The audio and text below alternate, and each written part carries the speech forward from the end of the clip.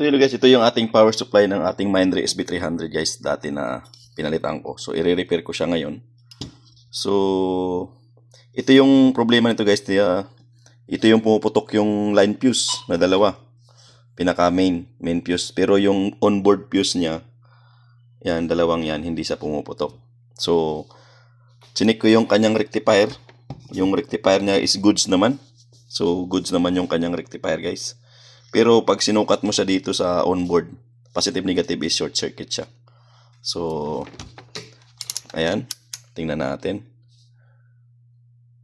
So diode mode. So ayan guys, tinanggal ko na yung kanyang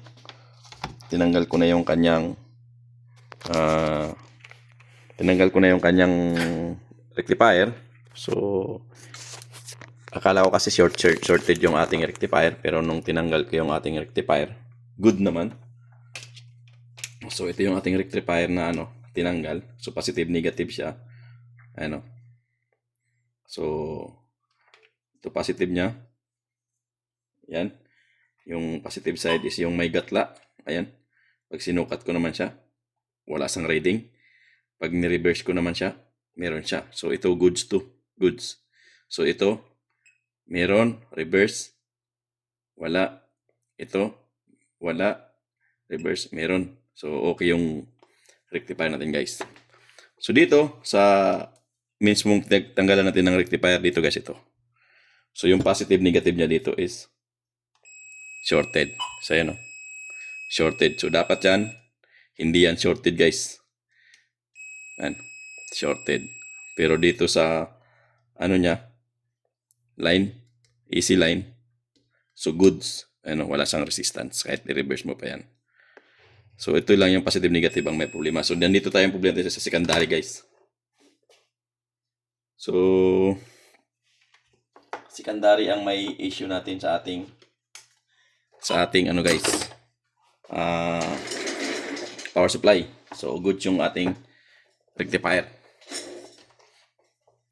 So pag sinundan mo tong niya guys, positive niya, itong side niya, ito, kung saan pumunta yan dito sa secondary ng dito, pumunta rin dito yan sa yan kung saan pumunta yan. So may resistor, tumalon yan dito, pumunta dito sa coil. So pag tiningnan mo yan dito sa secondary, yung negative niya guys, punta ka sa negative ng capacitor na malaki. Ayan. Ito. Okay yan. Naka-ground siya. Negative. Pero yung positive niya, dito, yung positive niya, pag tinik mo dito sa negative din. Shorted din. So, ayun yung negative niya. Ito yung ating malaking capacitor guys. Ito. So, pag tinignan mo yan, pero yung capacitor naman natin, hindi naman siya shorted. Ayan. So, pag tinitrace mo siya, ayan, yung positive side niya, hanapin mo yung pinaka-regulator niya. Ito yung pinaka-regulator niya guys. Ayan, yung malaking niyan. So, pag tiningnan mo siya, shorted. Ayan o. Ito hindi. So, dito siya, shorted. Ayan o. Shorted yung dalawang pin. So, hindi ko alam kung kasi naka-onboard tayo. Ang gagawin natin is,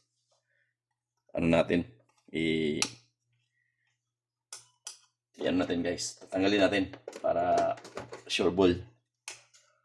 So, gamit lang tayo ng ating panghinang. Ayan, dito nga ilagay yan para malapit-lapit yung ating soldering iron.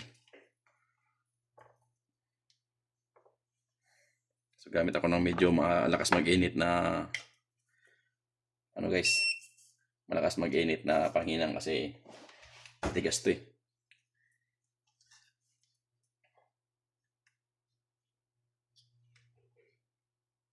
So,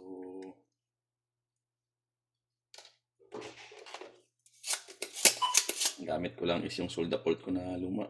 Wala pa akong bagong Soldapult.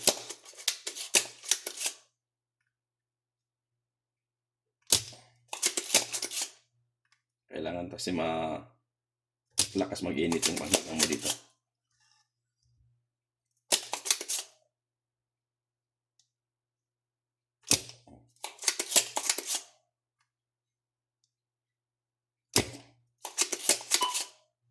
Kasi malaki tong ano na to. Hindi ko alam kung transistor ko to or IRF o IGBT. Yung ano niya, kanyang regulator.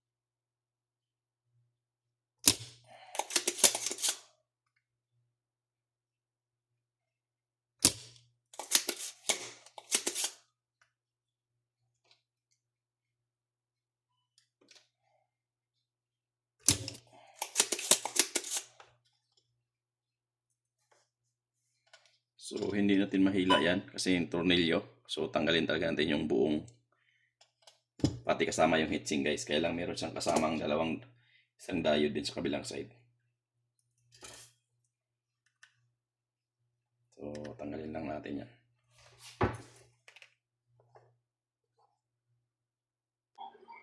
So, tanggal na yung ano din guys.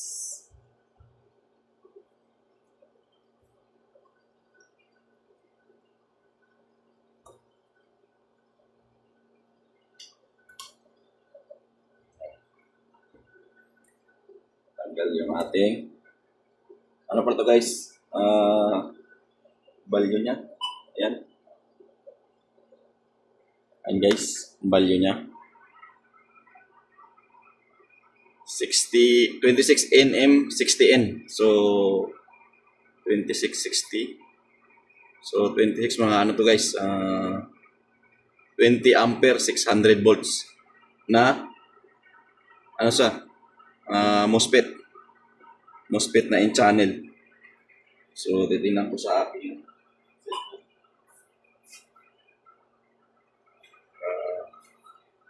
Tingnan natin sa ano para malaman ko kung MOSFET ba talaga siya. Ano yung isang cellphone ko.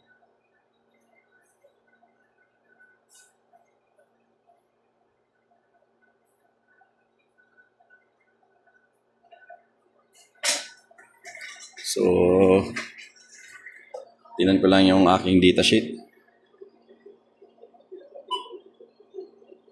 Yan. So, ayan guys. Ang datasheet ng 26nm60. Ayan. In channel na 600 volts. 20 ampere. Ayan. So, check natin kung shorted ba. Yan.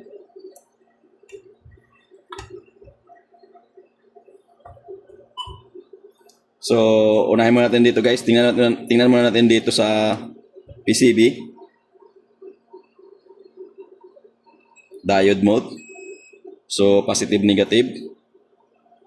Ayan o. So, wala na siyang shorted. So, reverse. Ayan guys o.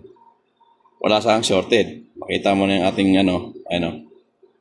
Wala. As in 0, 0. Ayan o. Yan. 0, 0. So, wala siyang short circuit guys sa PCB board na. Kasi tinanggal ko na yung MOSFET transistor niya na 20 ampere 600 volts. So, tingnan natin kung short pa talaga to. Yan. Ayan o, shorted guys yung pin 2 at saka pin 3. Yan. Pin 1, pin 1, pin 3, okay siya. Pin 1, pin 2, okay siya. Pero pin 1, pin 3, naka-short circuit na siya guys. Yan o. Ngayon, i-reset ko yan. Kasi, i-reset ko siya. So, i-reset ko siya. Pag-shortin ko lang itong lahat ng ano niya. Ito. Pag-shortin ko lang yan. Tapos, sukatin natin ulit. Kung nawala ba yung short circuit na sa 2 at saka 3. Ayan. Shorted pa rin siya guys. Ayan. So, naka-switch na sa alatul. Diretso. Shorted pa rin siya guys. So, sira yung ating MOSFET transistor na 600 volts na 20 ampere.